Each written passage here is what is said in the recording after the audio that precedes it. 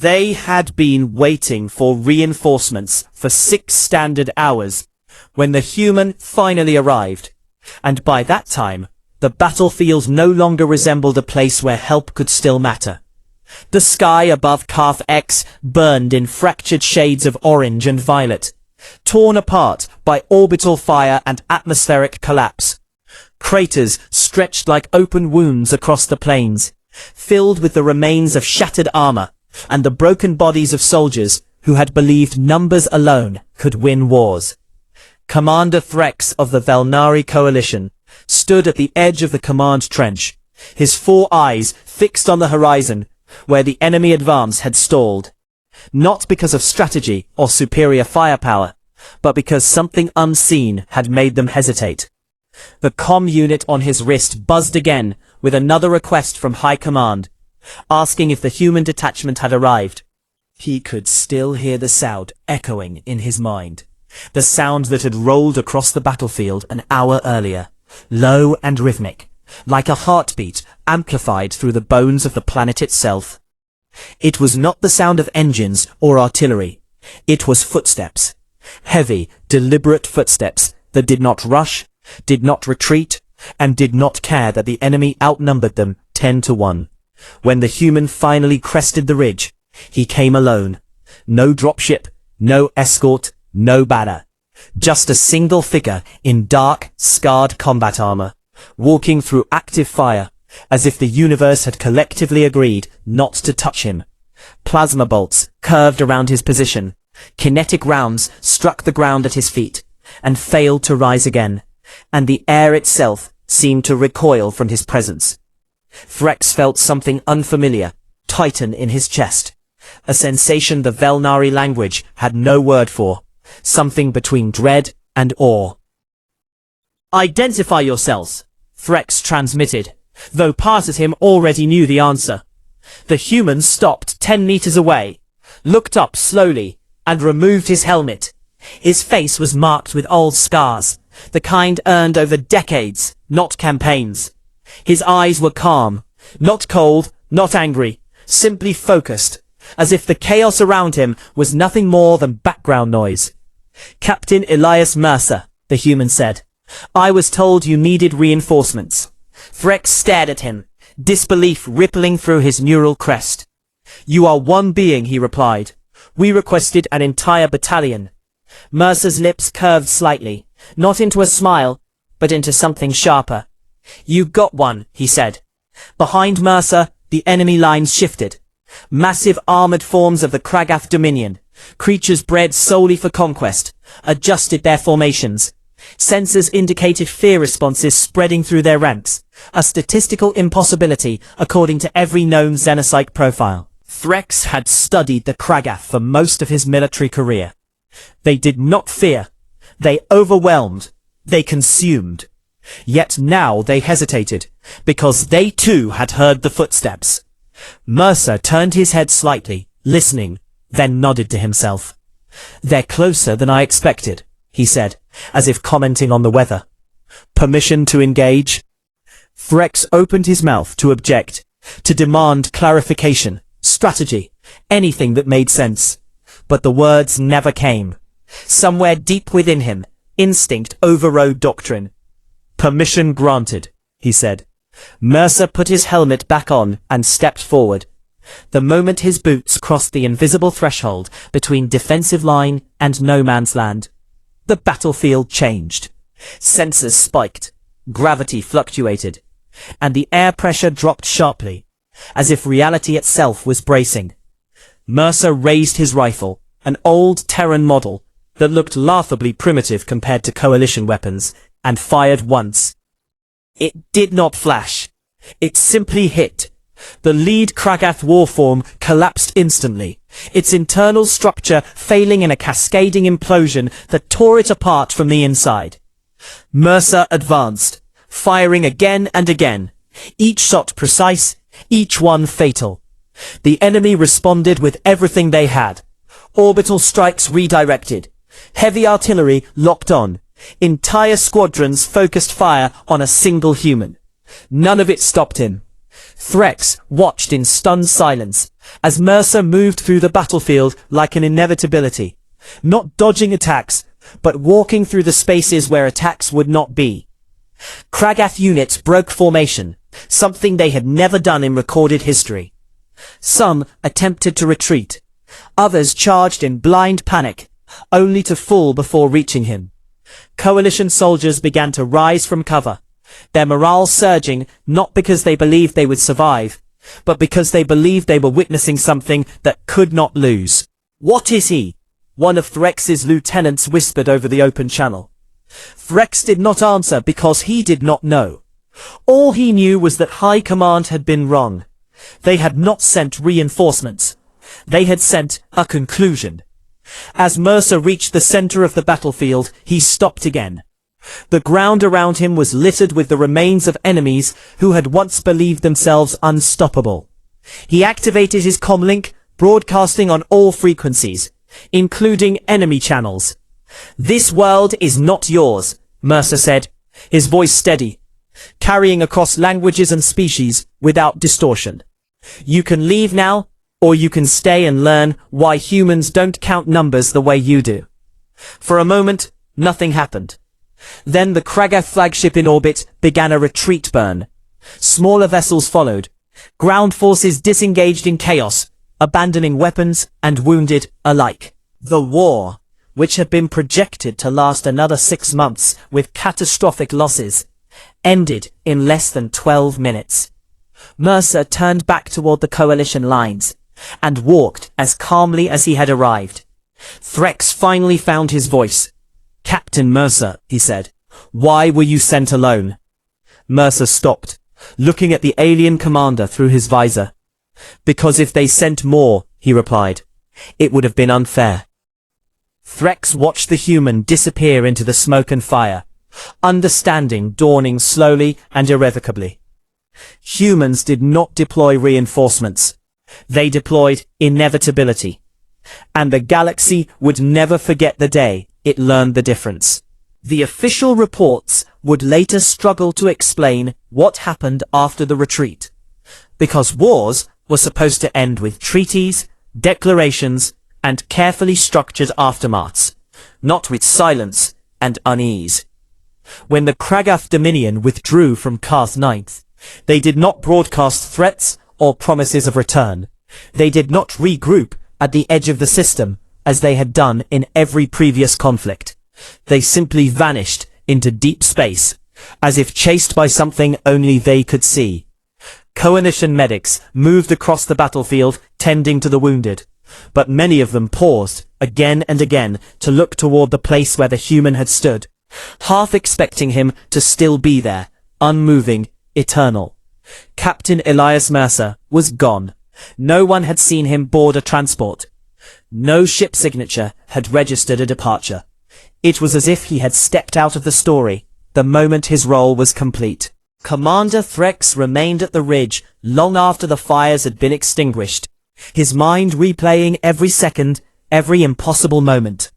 He had commanded fleets, negotiated ceasefires, ordered planetary bombardments, and none of it compared to the weight of watching a single human rewrite the logic of war. High Command arrived 12 hours later, a full delegation of admirals, analysts, and political observers, all eager to dissect what they referred to as an anomaly. They asked Threx for sensor data, weapon readings, psychological profiles. He gave them everything, yet even as they reviewed the information, Threx could see the unease growing among them. The data did not add up. Mercer's armor showed no unique energy source. His weapon registered within acceptable Terran specifications. His movements obeyed physics, just never where physics expected them to be. One of the analysts finally asked the question none of them wanted to voice. "Is this typical of humans?" The room fell silent. Threx considered lying. It would have been safer, perhaps kinder to the galaxy. But he remembered Mercer's calm eyes, and the way the battlefield itself had seemed to acknowledge his presence. "No," Threx said slowly. "This is not typical. This is restrained." The word echoed uncomfortably.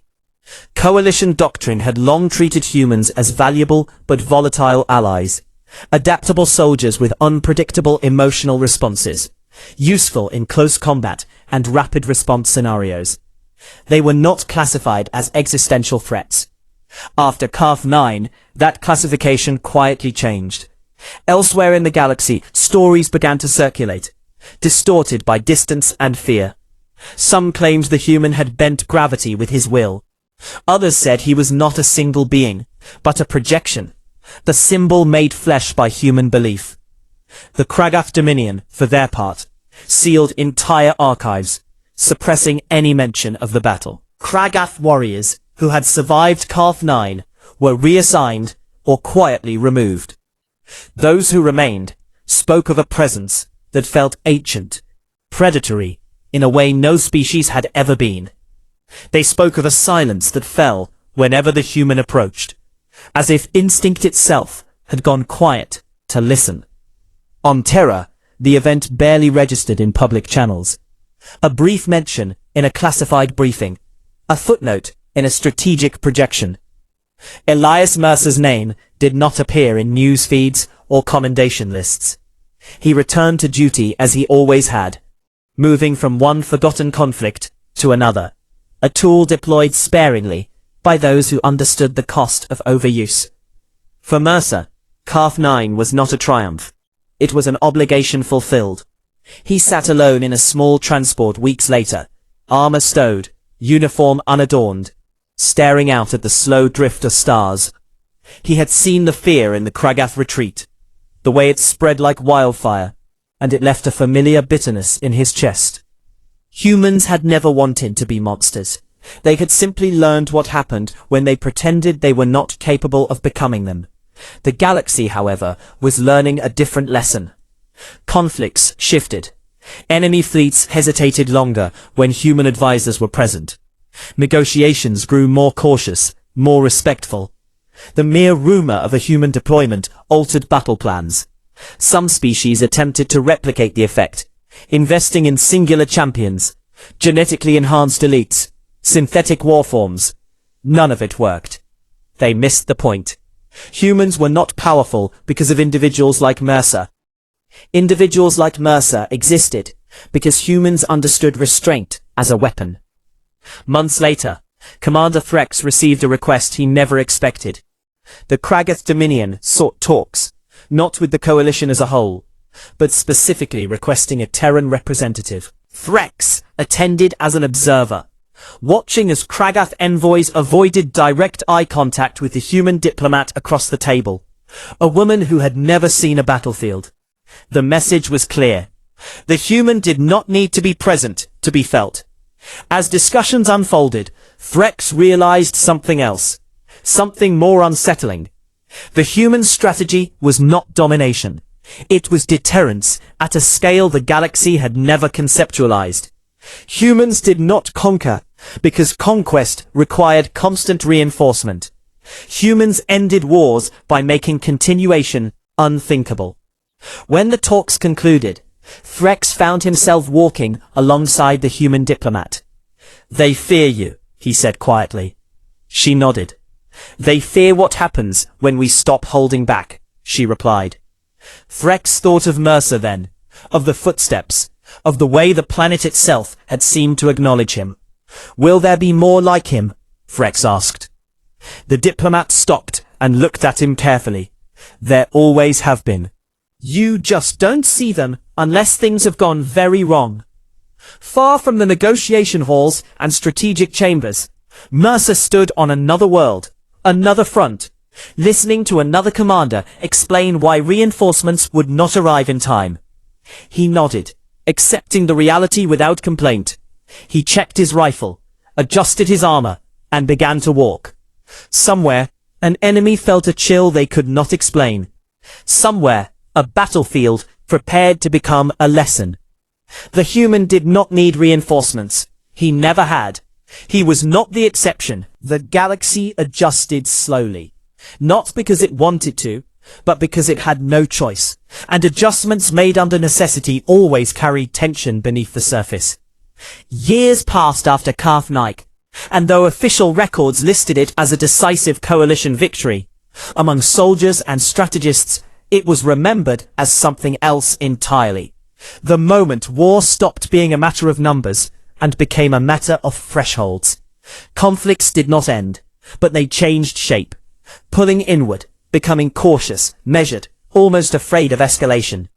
Species that had once expanded aggressively now paused at borders, recalculating not fleet strength, but response probability. The question was no longer who would win, but whether humans would notice. Commander Threx retired from active service, his neural crests dulled with age, but his mind never left that battlefield. He lectured at academies, teaching future officers about logistics and diplomacy. Yet students always pressed him for the same story. What was it like to see the human fight? Threx never dramatized it. He simply told the truth, and that truth was more unsettling than myth. He explained that the most terrifying thing about the human was not violence, but certainty. Mercer had never doubted the outcome. He had not fought to win.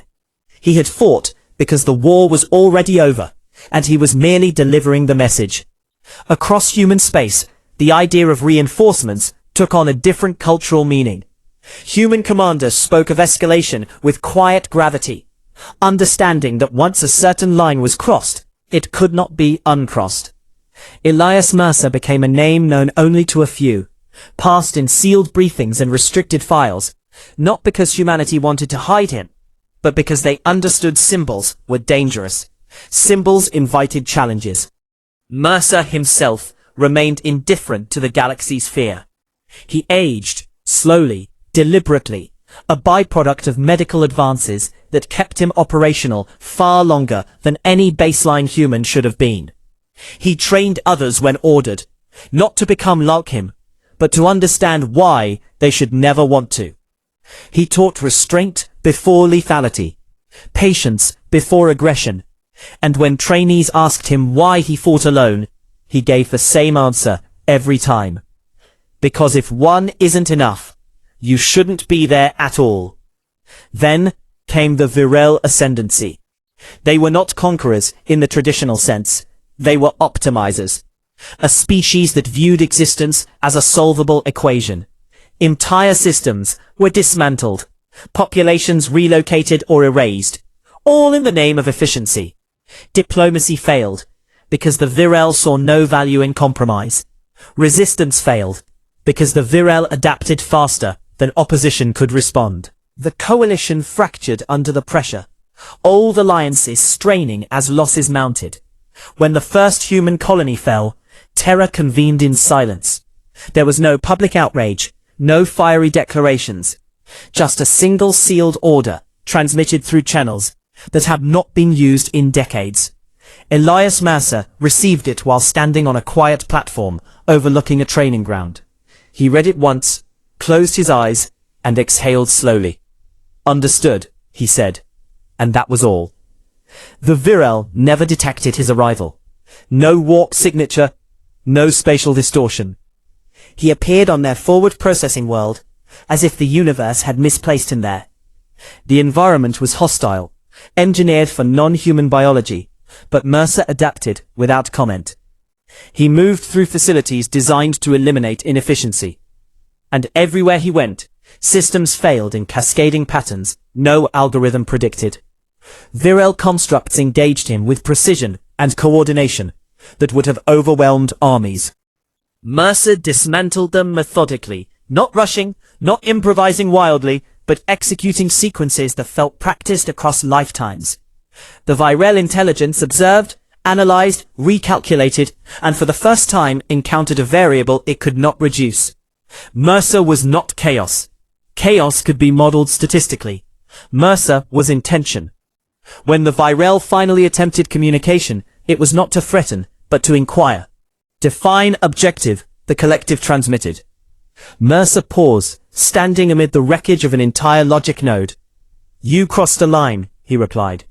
"This is me drawing it for you." The Virel recalculated again and again, projecting outcomes, none of which led to victory. Entire branches of their expansion model collapsed. Withdrawal was deemed optimal.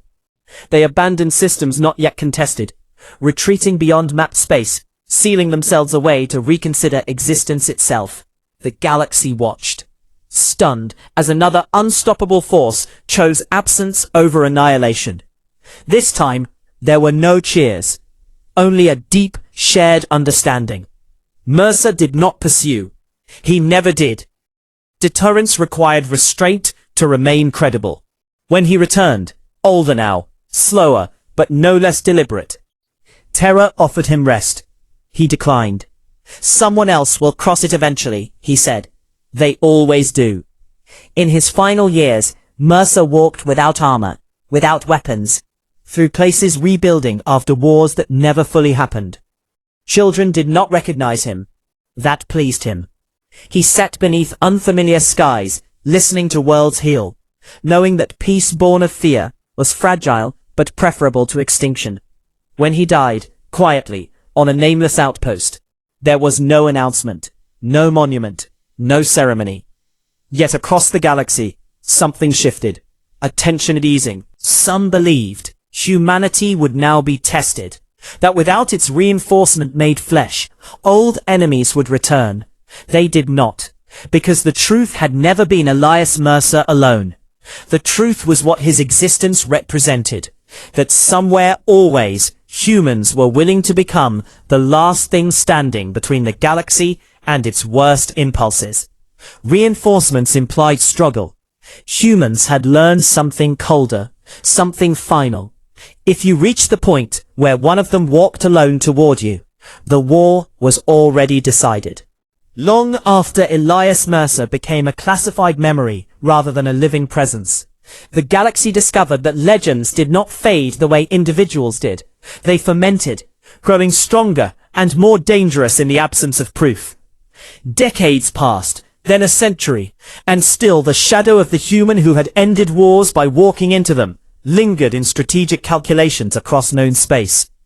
New species rose into interstellar relevance, having never seen a human in combat, only studied fragments of redacted records and second-hand testimonies that spoke of inevitability rather than victory. For them, the idea was abstract, almost mythological, a cautionary tale told by older civilizations to justify conservative expansion. That abstraction shattered when the Axiom Collective emerged from beyond the Perseus expanse.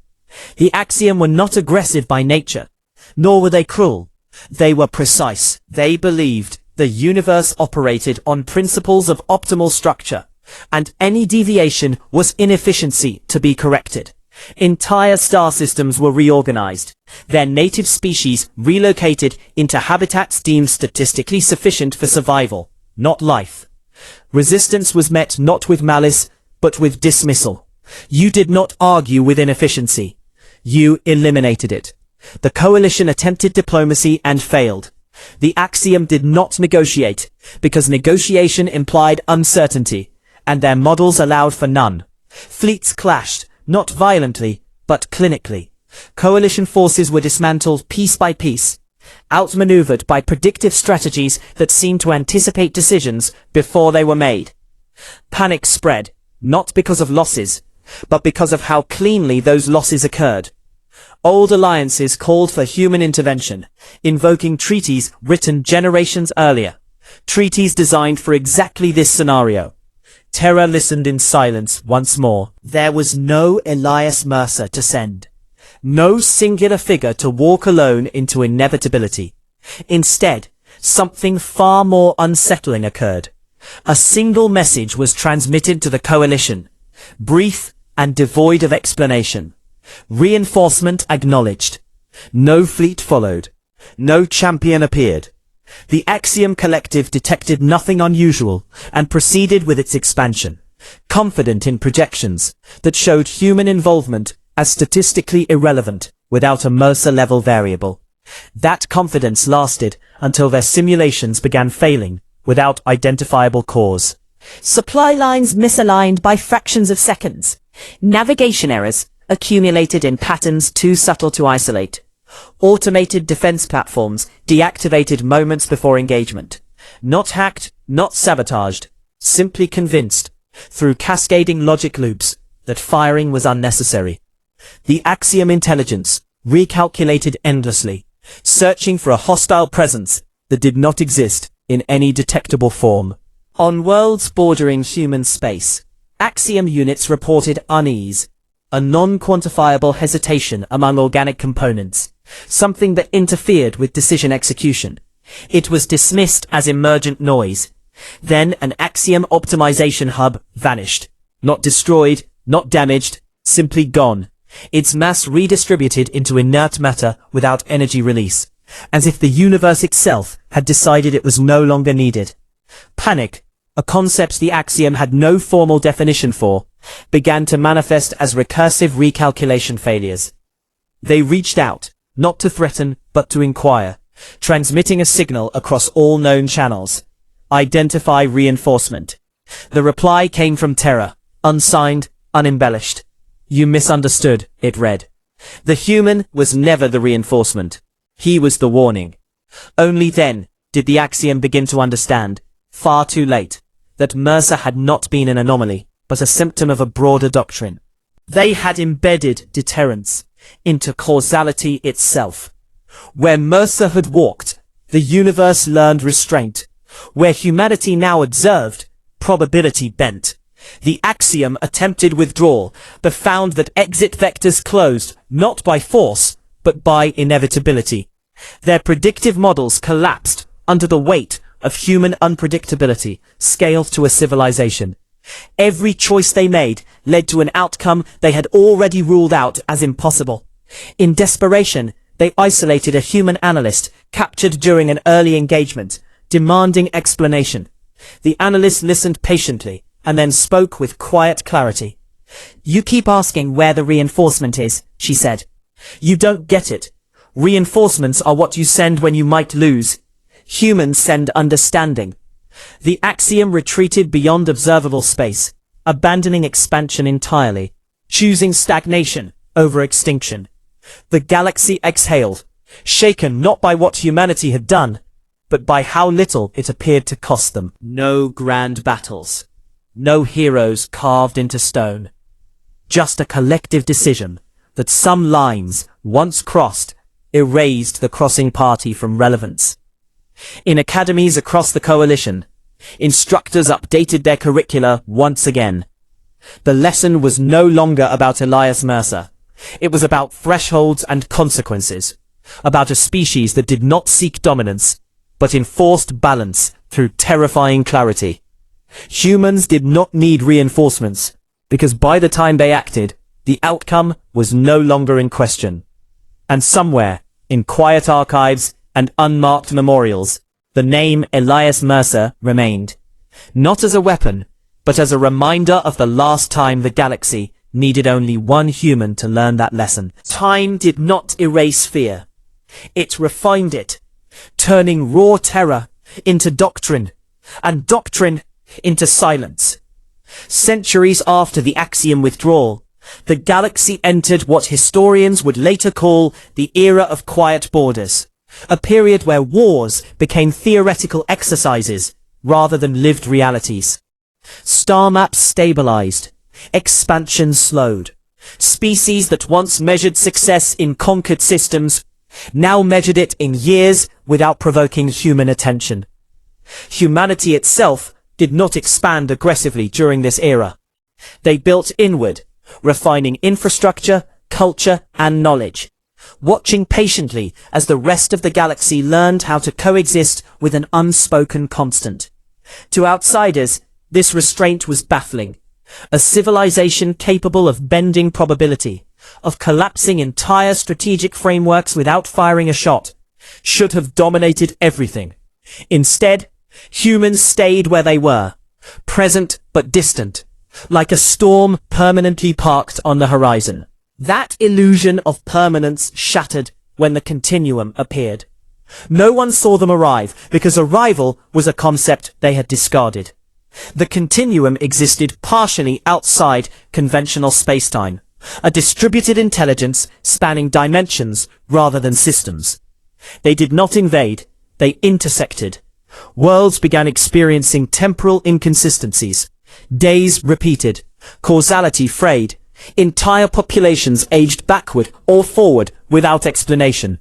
The continuum did not perceive this as harm. To them, reality was an editable structure, and suffering was an irrelevant byproduct of optimization across timelines. Coalition science councils collapsed under the implications. There were no fleets to engage, no territory to defend. You could not threaten something that experienced time as a resource rather than a constraint. Predictably, the first question asked across interstellar channels was whether humans could stop it. Terra did not answer immediately. For the first time in recorded history, human hesitation was visible, not as fear, but as caution. This was not a war that could be ended by inevitability alone. This was an adversary that did not fear endings. While debates unfolded in chambers sealed against causality drift, the continuum reached into human space. Cities flickered between versions of themselves. People remembered events that had not yet occurred. Children spoke of futures that never arrived. Still, humanity did not panic. They studied. They listened. They allowed the continuum to reveal its assumptions. And then, quietly, they acted. There was no announcement, no declaration of engagement. Across human worlds, synchronized decisions were made by individuals who never met, guided not by orders, but by shared understanding. Research facilities activated projects abandoned generations earlier. Archives opened that had been sealed since before Mercer's time. The continuum noticed the change immediately. Their models began encountering resistance, not in outcomes, but in premises.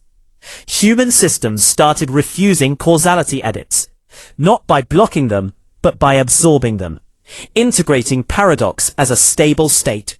To the continuum, this was horrifying.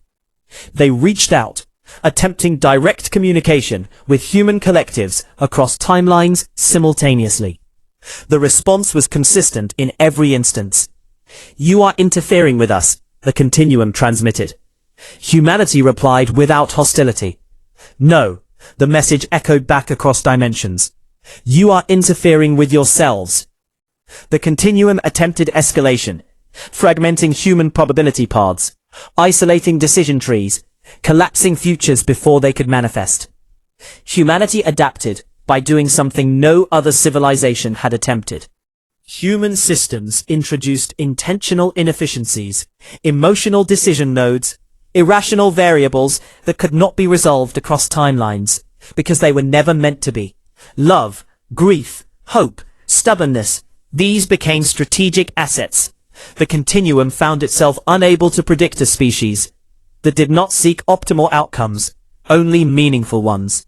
In desperation, they searched human history for leverage, and found Elias Mercer. They traced his existence across time, attempting to isolate the variable he represented. What they found instead was not a singularity, but a pattern. Mercer was not an outlier. He was a condensation point, a moment where humanity's collective refusal to yield crystallized into one person. The continuum recoiled. They could not fight a species whose strength emerged from choice rather than structure. Slowly, painfully, they disengaged, sealing themselves back into higher dimensional isolation, leaving behind a galaxy stitched together by scars that would take generations to heal.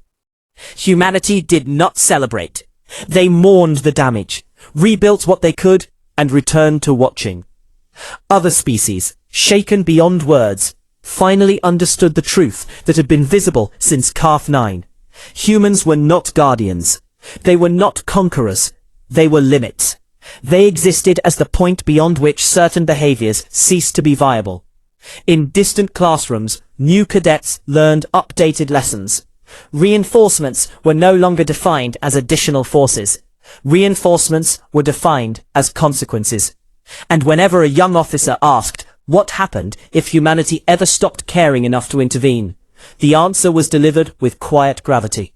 Then the galaxy would end, the instructor said, not because humans would destroy it, but because no one else would stop themselves.